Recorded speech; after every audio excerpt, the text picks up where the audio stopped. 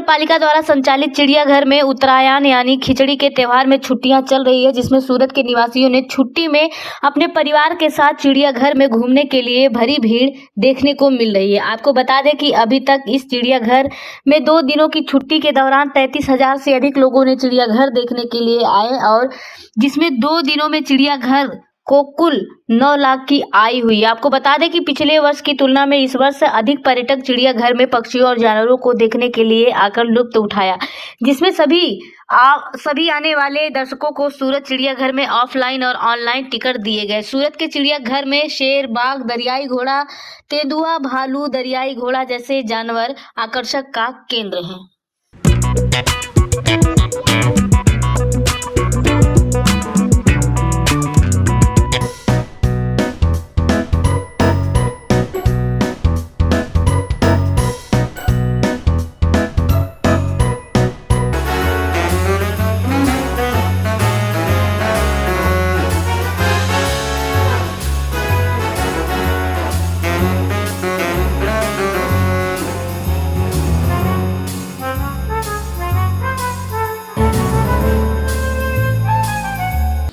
जो टोटल મુલાકાતની